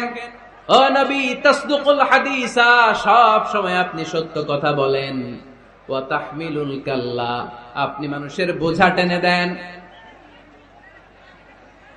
ওয়া তাকসিবুল মা'দুমা, যার উপার্জন করার কেউ নাই, নিজে গায়ে খেটে আপনি তারে উপার্জন করে দেন। ওয়া তুঈনু আলা নাওয়াইবিল হক, সত্য যেখানে বিপন্ন সেখানে আপনি সাহসী সৈনিকের মতো দাঁড়িয়ে যান। সুবহানাল্লাহ।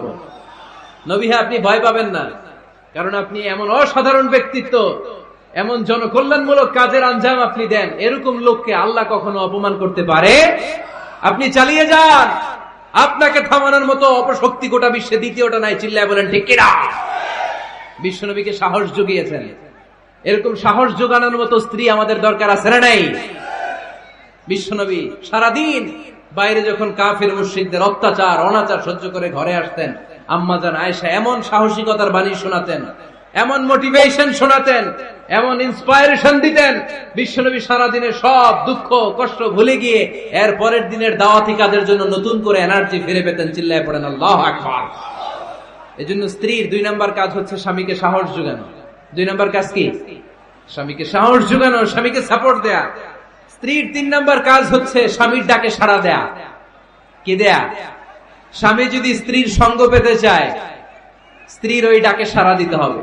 রাতের বেলা স্বামী যদি স্ত্রীর সঙ্গ চায়, আর স্ত্রী যদি সঙ্গ না দিয়ে চলে যায়, ফজর পর্যন্ত স্ত্রীর উপর আল্লাহর ফেরেশতারা লানত দিতে থাকে। চিল্লায় পড়েন নাউযু বিল্লাহ। তবে হ্যাঁ, ভ্যালিড যদি কোনো কজ থাকে, ভ্যালিড কজ, অসুস্থতা, অন্যান্য কমপ্লেক্সিটি যদি থাকে সেটা ভিন্ন ব্যাপার। কিন্তু ইগোর কারণে, ইগো, মেজাজ দেখিয়ে, রাগ দেখিয়ে কোনো বোন যদি স্বামীর আহ্বানে সাড়া না দিয়ে মুখ ফিরিয়ে চলে যায়, ফজর পর্যন্ত আল্লাহর ফেরেশতারা ওই মহিলার উপর লানত দিতে থাকে। আওয়াজ করে পড়তে হবে নাউযু বিল্লাহ। আবার বিশ্বনবী বলেছেন, খবরদার, রমজান ছাড়া কোন নফল রোজা কোন স্ত্রী যদি রাখতে চায়, নফল রোজা রাখার আগে স্বামীর কাছ থেকে যেন সে অনুমতি নিয়ে নেয়। নফল রোজা, আওয়াজ করে বলেন কি রোজা? ফরজ রোজা না। দিনের বেলা যেহেতু রোজা রাখতে হয়, কোন নারী, কোন যুবতী নারী, বয়স্ক নারীদের কথা ভিন্ন, কোন যুবতী নারী যদি নফল রোজা রাখতে চায়, সে তার স্বামীর পারমিশন নেবে। কারণ হয়তো স্বামী দিনের বেলা স্ত্রীর সঙ্গ চেতে পারে, ঠিক কিনা? এজন্য স্বামীর কাছ থেকে পারমিশনের দরকার আছে না নাই? এরপরে 4 নাম্বার দায়িত্ব, নিজের লজ্জাস্থানের হেফাজত করা। ফাসসালিহাতু খানিতাতুন হাফিযাতুন লিল গায়বি বিমা হাফিজাল্লাহ। আল্লাহ নেককার স্ত্রীদের বর্ণনা যখন কালামুল্লাহ মাজিদে দিয়েছেন, আল্লাহ বলেছেন নেককার নারীদের প্রথম গুণ, তারা সব সময় তাদের স্বামীদের আনুগত্য করে। 2 নাম্বার, তারা তাদের নিজের লজ্জাস্থানের হেফাজত করে। 4টা কাজ কোন নারী যদি দুনিয়াতে করে, 4টা, আওয়াজ করে বলতে হবে কয়টা? মাত্র 4টা কাজ কোন নারী যদি পৃথিবীতে করে, ওই নারীর জন্য জান্নাতের 8টা দরজা খুলে দিবে কে? আওয়াজ করে বলতে হবে, খুলে দিবে কে?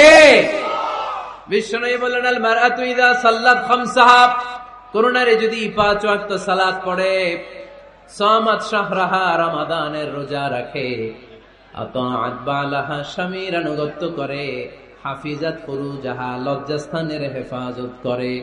এই 4টা কাজ যদি কোন নারী দুনিয়ার বুকে করে, জান্নাতের 8টা দরজা তাদের জন্য খুলে দিবে কে? এজন্য দাম্পত্য জীবনকে সুখময় করতে হলে একজন স্ত্রীর 4 নম্বর দায়িত্ব হচ্ছে নিজের সতীত্বের হেফাজত করা। 5 নম্বর দায়িত্ব হচ্ছে স্বামীর সম্পদের হেফাজত করা। সাইয়েদনা আবু সুফিয়ান রাদিয়াল্লাহু তাআলা আনহু ছিলেন খুব কৃপণ মানুষ, বিষ্ণু ঈসা ইসলামের শ্বশুর। সেই বুখারীতে এসেছে, ওনার স্ত্রী এসে আল্লাহ রাসূল সাল্লাল্লাহু আলাইহি ওয়াসাল্লামের কাছে বলেন, ইয়া রাসূলুল্লাহ, ইন্না আবা সুফিয়ান রাজুলুন শাহীহ। হে আল্লাহর রাসূল, আবু সুফিয়ান খুব কৃপণ মানুষ, আমার আর আমার সন্তানদের খরচের জন্য যে টাকা পয়সা লাগে আমার স্বামী দেয় না। এখন আমার স্বামীর অনুমতি ছাড়া সিন্ধুক থেকে টাকা নেয় আমার জন্য জায়েজ কিনা? আল্লাহর হাবিব বললেন, হ্যাঁ, স্বামী যদি কৃপণ হয় তাহলে ফ্যামিলির খরচের জন্য যতটুকু দরকার অতটুকু নিতে পারবা, ওইটারে ক্ষমা করে দিবে কে?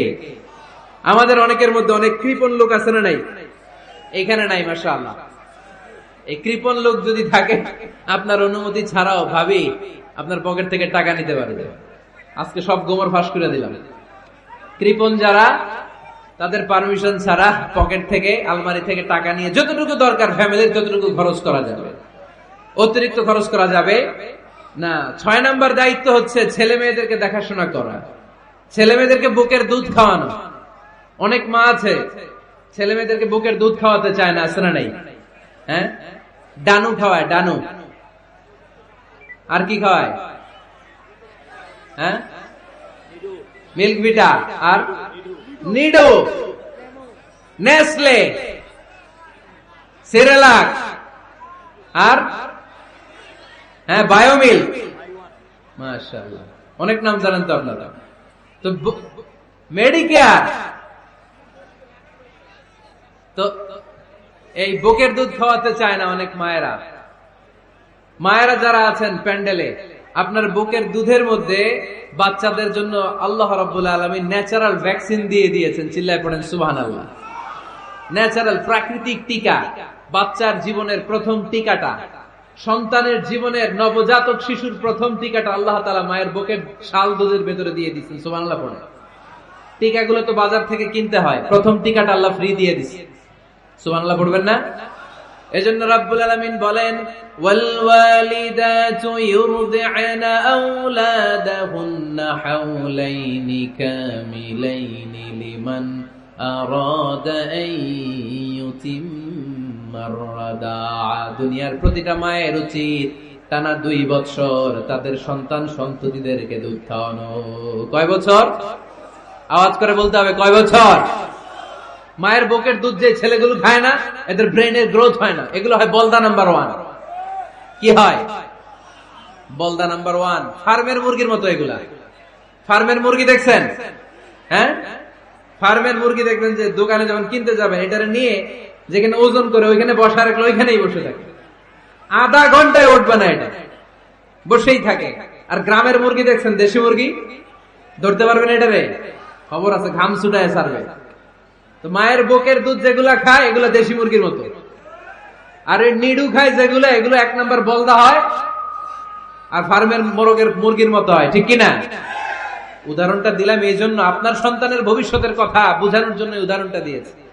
বুকের দুধ খাওয়াবেন, এর মধ্যে আল্লাহ তাআলা এমন নিউট্রিশন, পুষ্টি গুণ দিয়ে মায়ের বুকের দুধকে আল্লাহ তাআলা সমৃদ্ধ করেছে, বাচ্চার ব্রেইনের গ্রোথ হয়, বাচ্চার হাড্ডিগুলো খুব শক্ত হয়, সে ইনফিরিয়রিটি কমপ্লেক্সে ভোগে না, হীনমন্যতায় ভোগে না, জীবনের যেখানেই যাবে সেখানেই সে হবে সফল। চিল্লায় বলেন ঠিক কিনা?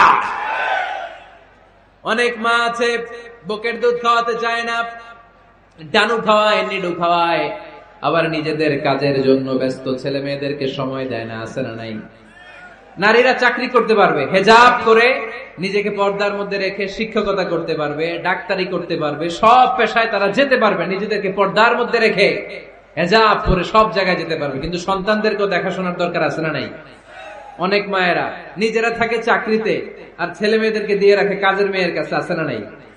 মনে রাখবেন, আপনি যদি অফিসে চাকরিতে ব্যস্ত থাকেন আর ছেলে মেয়ে যদি কাজের মেয়ের কাছে মানুষ হয়, তাহলে ছেলে মেয়ে আপনার আচরণ পাবে না, সে কাজের মেয়ের বুয়ার আচরণ পেয়ে পেয়ে বড় হবে। চিল্লায় বলেন ঠিক কিনা? এক একটা নারীকে আল্লাহ তাআলা এক একটা ফ্যামিলির ম্যানেজিং ডাইরেক্টর বানিয়ে দিয়েছে। এ women is an MD of a family. একজন নারী একটা ফ্যামিলির ম্যানেজিং ডাইরেক্টর। এখানে অনেক কাজ আছে মিয়া। এখানে তার ফুড ম্যানেজমেন্ট এনশিওর করতে হয়, এখানে অনেক ডিপ্লোমেসি জানা লাগে। একজন নারীকে ফ্যামিলিতে টিকে থাকতে হলে কূটনীতি লাগে, শাশুড়ির সাথে বউয়ের ঝগড়া আছে না নাই, ম্যানেজ করতে হয়। একান্নবর্তী ফ্যামিলি হলে স্বামীর ভাই বোন এদের মন মানিয়ে চলতে হয়, পুরো ঘরটাকে হ্যান্ডেল করতে হয়। এখানে আছে ফুড ম্যানেজমেন্ট, এখানে আছে ক্লিনিং ম্যানেজমেন্ট, এখানে আছে ডিপ্লোমাসি। পুরো ঘরের মধ্যে তো বিশাল একটা অফিস। এই কাজ ফেলে দিয়ে মহিলারা বাইরে ঘুরে বেড়ায় না। ফ্যামিলি সামলান। আপনি যদি ঘরমুখ হন তাহলে আপনার ফ্যামিলির মধ্যে বরকত দিয়ে এটাকে সমৃদ্ধ করে দিবে কে? তাহলে সুখী দাম্পত্য জীবনের 6 নম্বর ফর্মুলা হচ্ছে ছেলে মেয়েদেরকে সময় দেয়া। ছেলে মেয়েদেরকে সময় দেন। Spending money, spending time is more important than spending money for children. ছেলে মেয়েদের জন্য টাকা ব্যয় করার চেয়ে ছেলে মেয়েদের সাথে সময় ব্যয় করা বেশি গুরুত্বপূর্ণ, ঠিক কিনা? এমন অনেক ফ্যামিলি আছে আমি দেখেছি যে বাবাও চাকরিজীবী, মাও চাকরিজীবী, আছে না নাই? হয় ডে কেয়ারে না কাজের বুয়ার কাছে মানুষ হইতেছে। বাবা মারা যখন সকালে অফিসের জন্য বের হয় তখনও ছেলে মেয়ে ঘুমায়, আবার রাতে যখন মিটিং সিটিং সব শেষ করে ঘরে আসে তখনও ছেলে মেয়েগুলো ঘুমায়। শুক্রবার ছাড়া বাবা মার ছেলে মেয়েদের দেখা নাই। এরকম ফ্যামিলি আছে না নাই? ঢাকাতে পারিবারিক এই ক্রাইসিস, এই সংকটগুলো আমরা প্রায় শুনি। আপনাদের নীলফামারীতে আলহামদুলিল্লাহ এগুলো নাই, তাই না? আল্লাহ তুমি আমাদের ফ্যামিলিগুলোরে বরকতময় করো, আমাদের ফ্যামিলিতে যেন আমরা জান্নাতি ইমেজ উপভোগ করতে পারি, তুমি তৌফিক দান করো। আওয়াজ করে পড়বো আমিন। 7 নম্বর দায়িত্ব, বিশ্বনবী বলেছেন খবরদার, স্বামী পছন্দ করে না এমন কোন লোককে স্ত্রী যেন ঘরে অ্যালাউ না করে। স্বামী পছন্দ করে না এমন কোন লোককে আপনার স্ত্রী ঘরে অ্যালাউ করতে পারবে? আমার বোনেরা খবরদার, আপনার স্বামীর পারমিশন ছাড়া, আপনার স্বামী পছন্দ করে না এরকম কোন লোককে আপনার ঘরে আপনি অ্যালাউ করতে পারবেন না। 8 নাম্বার, স্বামীকে আর্থিকভাবে সহযোগিতা করা। যদি স্ত্রী ধনী হয়, আমরা সব এক করে ফেলছি। আসলে ইসলামের দৃষ্টিতে স্বামীর ব্যালেন্স আলাদা, স্ত্রীর ব্যালেন্স আলাদা। স্বামীর যাকাত আলাদা, স্ত্রীর যাকাত আলাদা, ঠিক কিনা? স্ত্রী ধনী হতে পারে, স্ত্রীর আলাদা সম্পদ থাকতে পারে। যদি স্ত্রীর সম্পদ থাকে, স্ত্রীর উচিত তার সম্পদ দিয়ে তার স্বামীকে এস্টাবলিশ হতে, স্বাবলম্বী হতে সহায়তা করা। যদিও এটা আল্লাহ তাআলা আবশ্যক করে দেন নাই, কারণ আর্থিক ফিনান্সিয়াল সব কাজগুলোকে স্বামীর উপরে খরচ করেছে কে?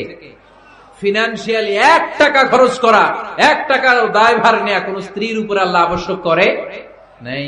তারপরেও স্ত্রী যদি ধনী হয়, স্ত্রীর যদি জায়গা জমি থাকে, সম্পদ থাকে, তাহলে স্ত্রীর উচিত তার স্বামীকে স্বাবলম্বী হতে সহযোগিতা করা, ঠিক কিনা? আমরা মডেল হিসেবে আম্মা জান খাদিজা রাদিয়াল্লাহু তাআলা আনহার জীবনের দিকে যদি তাকাই তাহলে দেখবো উনি অনেক মহিয়সী গরিয়সী একজন ব্যবসায়ী নারী ছিলেন। আম্মা জান খাদিজা রাদিয়াল্লাহু তাআলা আনহা ওনার ব্যবসায় স্টাফ হয়ে বিশ্বনবী ওনার সাথে পরিচিত হলেন। বিশ্বনবী আমানতদারিতায় মুগ্ধ হয়ে আম্মা জান খাদিজা বিশ্বনবীর বিয়ের প্রস্তাব দিলেন। আম্মা জান খাদিজা রাদিয়াল্লাহু তাআলা আনহার সাথে বিশ্বনবীর যখন বিয়ে হয়ে যায়, বিয়ের পরে আম্মা জান খাদিজা বলেন, ও বিশ্বনবী, আমার যত সম্পদ আছে, আমার ব্যবসায়ের যত মালামাল আছে, যত সম্পদ আছে, সব আমি আপনার পায়ের সামনে এনে রেখে দিলাম। আপনি দিয়ে দিলাম, সব সম্পদ আপনার আমি দিয়ে দিলাম। আপনি ইচ্ছে মতো মানুষকে দান করতে পারেন, খরচ করতে পারেন, দাওয়াতি কাজে, মুসলিমদেরকে আজাদ করার কাজে আপনি ব্যয় করতে পারেন। আওয়াজ করে পড়েন আল্লাহু আকবার। আম্মা জান খাদিজাকে যদি আমরা মডেল হিসেবে ধরি তাহলে প্রতিটা বোনের উচিত তাদের যদি অর্থকড়ি থাকে, সম্পদ থাকে, স্বামীকে স্বাবলম্বী হতে ওই সম্পদ দিয়ে সাহায্য করার দরকার আছে না নাই? কথা বলেন না কেন? 9 নাম্বার, স্ত্রীর দায়িত্ব দাম্পত্য জীবনকে সুখময় করতে নিজেকে স্বামীর সামনে বিউটিফাই করে উপস্থাপন করা। ওই যে কয় ঠিক আসছে, নিজেদের পক্ষে আসলে ঠিক। নিজেকে বিউটিফাই করে, মেকআপ করে স্বামীর সামনে উপস্থাপন করা। রাগ করবেন না আমার বোনেরা, আমি আপনাদেরকে খুব ভালোবাসি এবং বোনরাও আমাকে খুব ভালোবাসে। আমার একটা পেজ আছে আমার নামে, এই ফেসবুকে মিজানুর রহমান আজহারি। এই পেজে প্রতিদিন শত শত প্রশ্ন আসে। এই প্রশ্নের বেশিরভাগ প্রশ্ন আমাদের বোনদের। অনেক বোনরা বলে, হুজুর আপনার ওয়াজ আমরা শুনি কারণ আপনি আমাদেরকে খুব সম্মান দিয়ে কথা বলেন। আলহামদুলিল্লাহ, আমি আমার বোনদেরকে ভালোবাসি, মাদেরকে ভালোবাসি। আমি আমার মা বোনদেরকে বলবো, আপনারা নিজেদেরকে গুছিয়ে সাজিয়ে স্বামীর সামনে উপস্থাপন করেন। অনেক বোনেরা আছে বাইরে যাওয়ার সময় পার্লারিং করে মেকআপ করে সুন্দর জামা কাপড় পরে বাইরে যায়, আর স্বামীর সামনে আসলে বুয়ার মতো থাকে। আছে না নাই? স্বামীর সামনে পচা জামা, ছিঁড়া জামা, চুলের মধ্যে নাই সুগন্ধি, নিজেকে গুছিয়ে রাখে না, সামলে রাখে না, কাজের বুয়ার মতো নিজেকে উপস্থাপন করে স্বামীর সামনে। আর বাইরে গেলে মেকআপ করে পার্লারিং করে যায়। হওয়া দরকার ছিল উল্টা, বাইরে আপনি সাদা সিধা ভাবে যাবেন, বোরকা দিয়ে নিজেকে ঢেকে যাবেন। বাইরে যাওয়ার সময় কোন নারী পারফিউম ইউজ করে যেতে পারবে না। নারীরা যত পারফিউম ইউজ করতে মনে চায় আপনার বেডরুমে, আপনার স্বামীর সামনে, ঠিক কিনা? স্বামীর সামনে পারফিউম ইউজ করেন, নিজেকে উজাড় করে সাজান স্বামীর জন্য। এই প্রতিটা সাজুগুজুতে সওয়াব আছে না নাই? ইসলাম কতটা চেক এন্ড ব্যালেন্স, কতটা ভারসাম্যপূর্ণ জীবন ব্যবস্থা। খবরদার, নারীরা ডিওডোরেন্ট ইউজ করে বাইরে যেতে পারবে, যেটা সে তার আর্মপিটে ইউজ করে, কিন্তু ঝাঁঝালো পারফিউম বোরকার উপর দিয়ে মেরে কোন নারী বাইরে যেতে পারবে? কথা বলেন।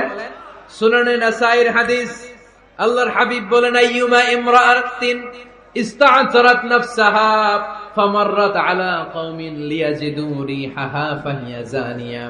কোন নারী যদি তার জামার উপর দিয়ে পারফিউম মেখে পুরুষ লোকের দৃষ্টি আকর্ষণের জন্য ঘরের বাইরে বের হয়, যতটা পুরুষ তার চেহারার দিকে লোলুপ দৃষ্টি নিয়ে তাকাবে, ততটা পুরুষের সাথে জিনার গুনাহ মহিলার আমলনামায় তুলে দিবে কে? পারফিউম মেখে যদি কোনো নারী বের হয় এই উদ্দেশ্যে যে ছেলেরা আমাদের প্রতি আকৃষ্ট হবে, যতটা ছেলে তার দিকে তাকাবে, প্রত্যেকটা ছেলের সাথে জিনার গুনাহ আল্লাহ তাআলা এমনি তার আমলনামায় তুলে দিবে। নাউজুবিল্লাহ পড়েন। এজন্য খবরদার, নিজেকে সাজিয়ে গুজিয়ে স্বামীর সামনে উপস্থাপন করুন, সাজিয়ে গুজিয়ে। অনেক স্ত্রীরা আছে ড্রাইভারের সাথে কথা বলার সময় মিষ্টি হাসি দিয়ে কথা বলে। বাজারে শপিং করতে গেলে আসসালামু আলাইকুম ভাই, কেমন আছেন? কি সুন্দর আসসালামু আলাইকুম। স্বামীর সামনে আসলে আর এই মিষ্টি কথাটা নাই, আছে না নাই? বাইরে তোমার চিকন গলায় কিসের আসসালামু আলাইকুম? হ্যাঁ না, বাইরে আপনি আসসালামু আলাইকুম দিতে যাবেন না, ঝটপট করে কর্কশ ভাষায় কথা বলে শেষ। কেউ ফোন দিয়েছে, হ্যালো কে? স্বামীকে চায়, উনি বাসায় নাই, কাট।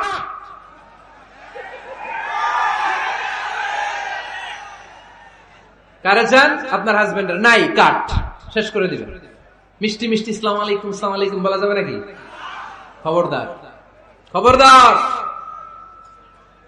বাজার করতে গেলে কি মিষ্টি হাসি, দোকানে গেলে কি মিষ্টি আলাপ, ড্রাইভারের সাথে কি সুন্দর কথা, সিএনজি ওয়ালার সাথে কি সুন্দর আলাপ, আর ঘরে আসলে এই চেহারাটারে এরকম করে রাখে।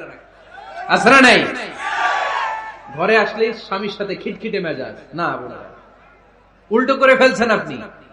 বরং স্বামী ছাড়া অন্যদের সাথে কথা শর্টকাটে সারবেন, যাতে কোনো ফিতনা চলে না আসে। চিল্লায় বলেন ঠিক কিনা? আর নিজেকে স্বামীর জন্য উজাড় করে সাজান, পার্লারিং করেন, বিউটিফিকেশন করেন, মেকআপ করেন, বেডরুমে পারফিউম মাখেন, নিজেকে উজাড় করে স্বামীর জন্য সাজান। সওয়াব দিয়ে আপনার আমলনামাটারে পূর্ণ করে দিবে কে? বিশ্বনবী যখন সফরে যেতেন, সফর থেকে ফিরে আসার সময় ডিরেক্টলি স্ত্রীর ঘরে যেতেন না। বিশ্বনবী একজনকে ঘরে পাঠিয়ে দিতেন, মদিনা রূপকণ্ঠে কিছু সময় অপেক্ষা করতেন, আর বলতেন আজকে আমি আয়েশার ঘরে যাব। আয়েশারে যে বলো আমি এসেছি, কয়েক ঘন্টা পরে আয়েশার ঘরে আমি ঢুকবো। সুবহানাল্লাহ পড়েন। স্ত্রীকে সময় দিতেন, কারণ স্ত্রী হয়তো কাজ করে, ঘর গুছায়, ঘেমে থাকতে পারে, তাকে নিজেকে গুছানোর জন্য সময়ের দরকার আছে না নাই? লম্বা সফর শেষ করে, সেই বুখারীর হাদিস, বিশ্বনবী যখন সফর শেষ করে মদিনায় ফিরতেন, ডিরেক্টলি স্ত্রীর কাছে যেতেন না, মদিনার উপকণ্ঠে ওয়েট করতেন এবং বার্তাবাহককে পাঠাতেন, যে বলো যে আজকে আমি সফিয়ার ঘরে থাকবো। সফিয়াকে সময় দিতেন 2-1 ঘন্টা, যাতে নিজেকে সাজিয়ে নিতে পারে। সুবহানাল্লাহ পড়ো। এজন্য প্রতিটা স্ত্রীর উচিত, আমার মা বোনেরা যারা আপনার মহিলা প্যান্ডেল থেকে শুনছেন, নিজেকে উজাড় করে স্বামীর জন্য সাজান। আপনার সাজুগুজু, টাকা দামের জামদানি শাড়ি কিনছে, আমারও একটা দিবা, আছে না নাই? আবদারটা হইল, আবদারটা হইছে। আপনি তো জানেন আপনার স্বামীর ক্যাপাসিটি কতটুকু। আমার বোনেরা, আমার মায়েরা, খবরদার, আপনার স্বামীর ভেতরে আপনার জান্নাত, আপনার স্বামীর ভেতরে আপনার জাহান্নাম। আপনার স্বামীর মনকে খুশি রাখতে পারলে জান্নাতের দরজাগুলো আপনার জন্য খুলে দিবে কে? ক্যাপাসিটির বাইরে কিছু চাবেন না। এই 10টা স্ত্রীদের দায়িত্ব। এই 10টা পয়েন্ট যদি কোন স্ত্রী স্বামীর জন্য এইভাবে স্যাক্রিফাইস করে করে এইভাবে আঞ্জাম দিতে পারে, এই স্ত্রীদের জন্য জান্নাতের দরজাকে খোলা রেখেছে কে? আওয়াজ করে বলতে হবে, খোলা রেখে দিয়েছেন কে? আমাদের দাম্পত্য জীবন সুখী হোক, সমৃদ্ধ হোক, জান্নাতি আমেজে ভরপুর হোক, আমরা চাই কি চাই না? নীলফামারী সহ আল্লাহ গোটা বিশ্বের সব মুসলমানদের ফ্যামিলি গুলার তুমি জান্নাতি ফ্যামিলি বানাও।